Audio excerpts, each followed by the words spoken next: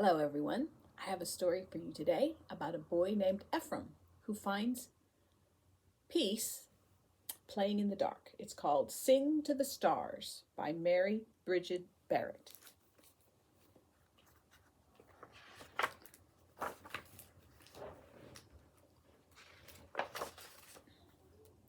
Ephraim walks sprightly down the street. Head high, he swings his black case back and forth, to and fro. Girls jump rope as Ephraim strides by. They hop, they skip, jump, jumping. Beaded and bowed, their braids fly high. Up and down, up and down. The rope slaps the sidewalk. Plat, plat, plat. It's late afternoon. Mr. Washington steps out of his laundromat, his dog's harness in one hand, his toolbox in the other. He eases himself into a folding chair. Bending forward, he touches his dog. Nose to wet nose, Shiloh licks his chin and cheeks. Chuckling, Mr. Washington wipes his face with a big plaid handkerchief.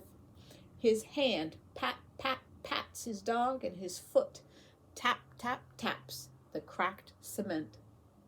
"How are you today, Ephraim?" Ephraim stops. "Evening to you, Mr. Washington," he says, thumping his case against his leg.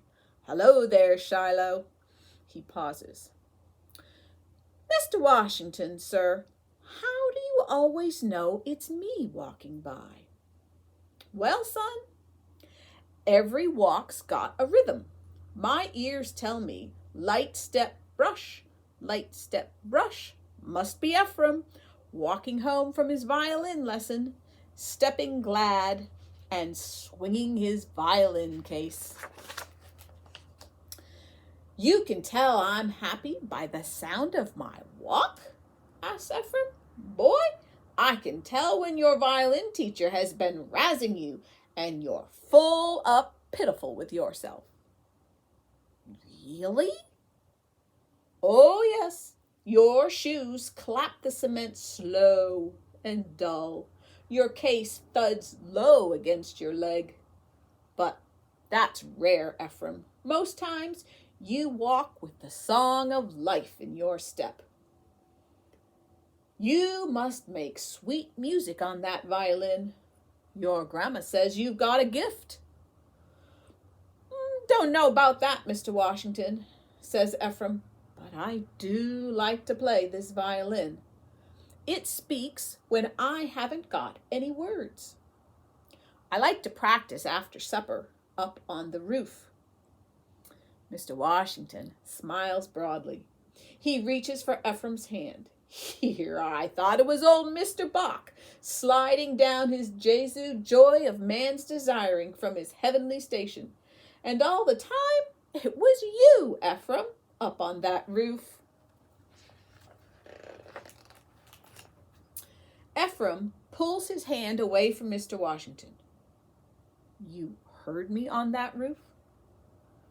"I thought nobody could hear me out there." "Oh, I keep my apartment windows open in this heat," says Mr. Washington, pointing up toward the windows above the laundromat. "I heard you playing last night. A breeze swept your music down from the roof, and boy, you play to take my breath away." "There's a neighborhood concert in the park tomorrow night, a fundraiser for a new playground. It's an open mic. Anyone can play. How about it, Ephraim?" Ephraim stepped back from Mr. Washington. A stage? And all those people? I just don't know," he stammers, clutching his violin case tight against his chest.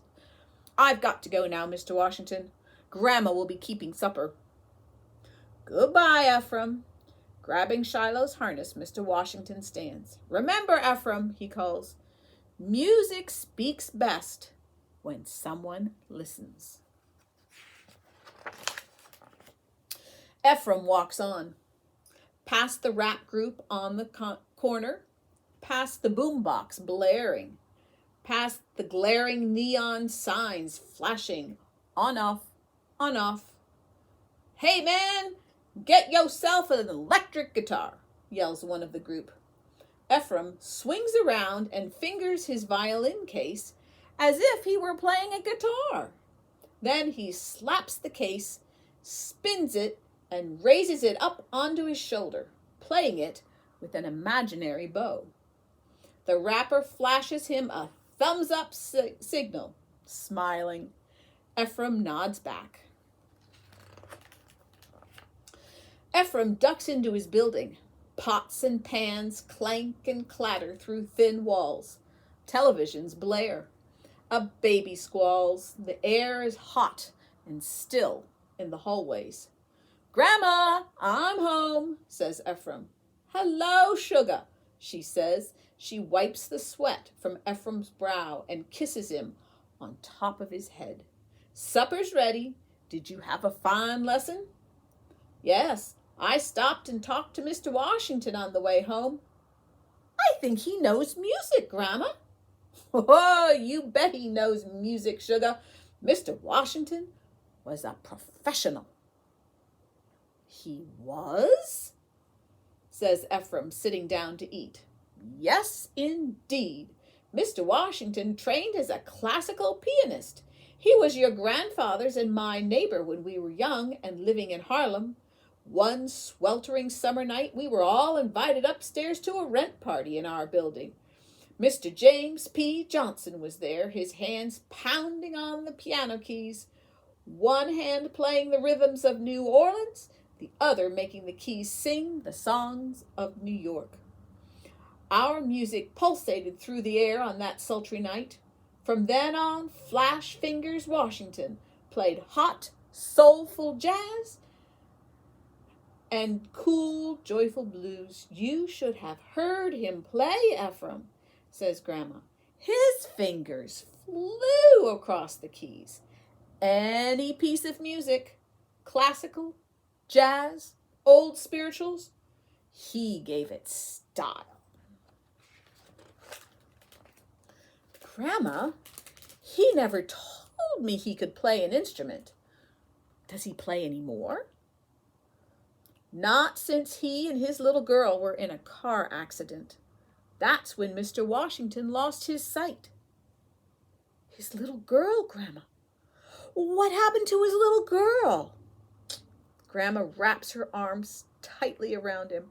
"His little girl died in the accident. I suppose he just lost all his joy. He hasn't played since." Ephraim pushes his plate away. His chair scrapes across the floor as he leaves the table. "Where are you going?" asks Grandma. "You haven't finished your supper." Ephraim picks up his violin. "I need to practice, Grandma."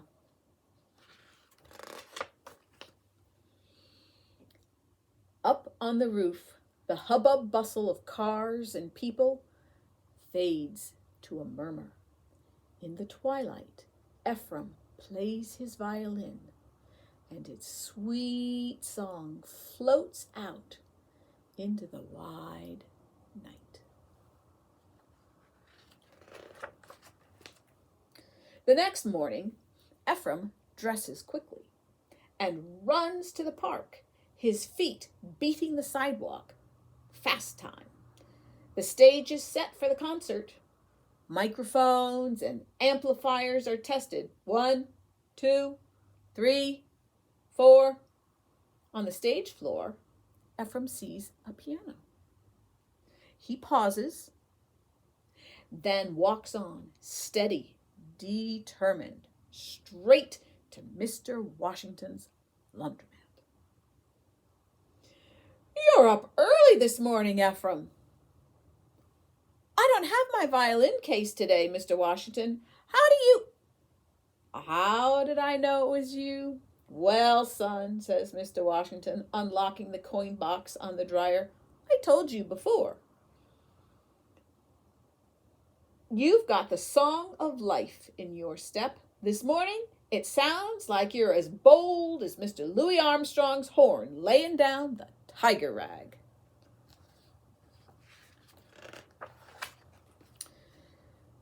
Mr. Washington, says Ephraim, I've been thinking about playing at the benefit concert tonight.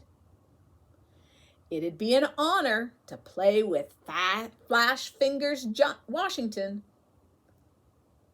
Your grandma told you? Yes, sir. Ephraim, it's been years since I've played. Placing his hands on a laundry table, Mr. Washington spread his fingers wide, lifting each one individually, clasping and unclasping his hands. I don't even know if these hands can make a piano sing anymore. Ephraim, and I'm not sure I want to find out. Ephraim slips his hand into Mr. Washington's. Just come, Mr. Washington. The concert begins at 8 o'clock. At the benefit concert, neighbors greet each other. Parents tap their feet and children clap hands to the music. Ephraim sits next to his grandmother, his violin case on his lap. Do you think Mr. Washington will come, Grandma? Asks Ephraim. Yes, I believe he'll come, says Grandma. Save this seat for him, here at the end, so Shiloh can sit right by him. Ephraim looks at his watch, trying to read its face in a beam from the streetlight. It's too late, Grandma. I told him 8 o'clock, and it's already past 8:30. He would have been here by now.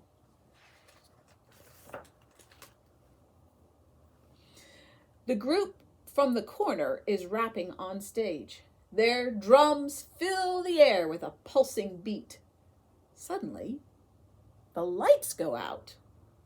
There's a loud thump and a clang from on stage. Power outage! Someone yells. Metal chairs clink as people rise, then sink back into their seats. Some chattering, some shouting, all wondering what to do. It's this heat, says Grandma. Too many air conditioners blowing in this town.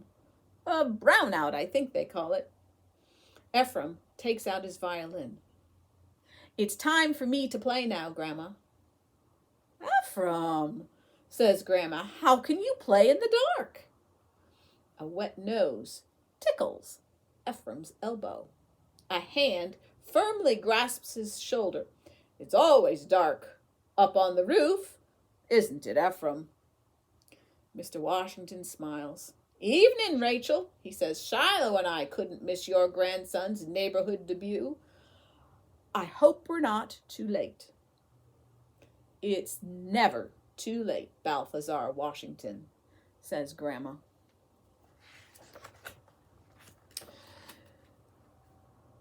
Mr. Washington, people are beginning to leave. I'm going on stage to play some of the old songs Grandma sings at church. There's a piano on stage. Will you play with me, sir? Mr. Washington tightens his grip on Shiloh's harness and sits down on the empty chair. He pulls out his handkerchief and wipes the sweat from his face and neck. Mr. Washington, says Ephraim, music speaks best when someone listens. Mr. Washington turns toward Ephraim's voice. Shiloh, you stay here with my friend Rachel. Ephraim and old Flash Fingers Washington, we gonna make some sweet sounds tonight. Ephraim grins widely. Do you know Amazing Grace, Mr. Washington? Ephraim, I was playing Amazing Grace when you were a thought in the good Lord's mind. Mr. Washington places his hand on Ephraim's forearm. Ready, son? Be careful getting up on that stage, you two, cautions Grandma. Don't worry, Grandma, says Ephraim. Mr. Washington sees in the dark. Up on the stage, Ephraim seats Mr. Washington at the piano. The crowd buzzes. Ephraim shoulders his violin. He raises his bow and begins Amazing Grace. Mr. Washington joins in. The hum of the crowd fades, and in the darkness, the music sings to the stars.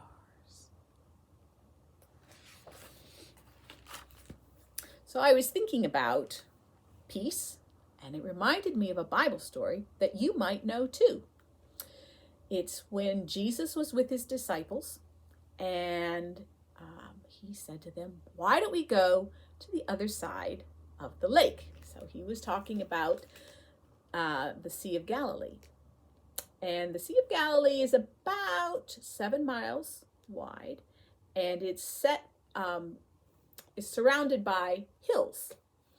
And so they all got in the boat, and it was a pretty nice day. So they set out, but suddenly there was a squall, a very strong storm, and the waves got bigger and bigger, and the rain came down and the wind was blowing, and pretty soon those waves were coming right over the side of the boat, and the disciples were very scared. Now, Jesus had fallen asleep in the back of the boat, and they ran to him and they said, "Jesus, Jesus, wake up! Don't you care? Don't you care that we're about to drown?" Jesus woke up, and he looked, and he stood up, and he raised his hands, and he said, "Peace, be still."